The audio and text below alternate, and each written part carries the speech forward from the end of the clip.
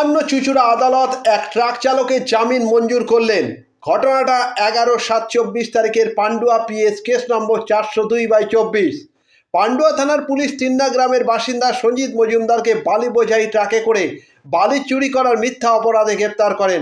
আজ সেই কেসে চুঁচুড়া আদালত তার জামিন মঞ্জুর করলেন। এই কেসে তার আইনজীবী ছিলেন চন্দন চক্রবর্তী। আসুন তিনি কি বলছেন শুনে নেওয়া যাক। চুঁচুড়া থেকে প্রবীর ঘোষালের রিপোর্ট। গত ইংরাজির 11/7/2024 তারিখের একটি ঘটনা। তিন্না গ্রামের বাসিন্দা সঞ্জিত মজুমদারকে পান্ডুয়া থানার পুলিশ ওই দিন একটি বালি বোঝাই ট্রাকে করে বালি চুরির অপরাধে মিথ্যা অপবাদ দিয়ে তাকে অ্যারেস্ট করে এবং চুঁচুড়া করে ফরওয়ার্ড করে।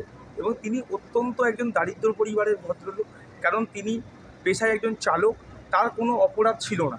এবং গাড়িটি করে যে বালি আসছিল, সেই বালিতে আপনার যে চালান, সেই চালান কী ছিল সেটা সেটা তার সম্বন্ধে জানা তার পক্ষে দুর্বিষহ। সে জানতে পারে না, কীভাবে জানতে পারে, সেটা চালক, সে কীভাবে জানতে পারে।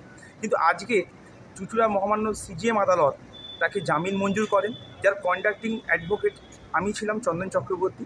এবং অত্যন্ত গরিব অসহায় পরিবারের পাশে দাঁড়াতে পেরে আমার খুব ভালো লাগলো এবং তাদেরকে আমি রিলিফ দিতে পেরেছি। এবং আমি যেন আগামী দিনে আরও এরকম গরিব মানুষদের দিতে পারি, আপনাদের সেই জন্য আশীর্বাদ কাম্য, একান্ত কাম্য আমার কাছে।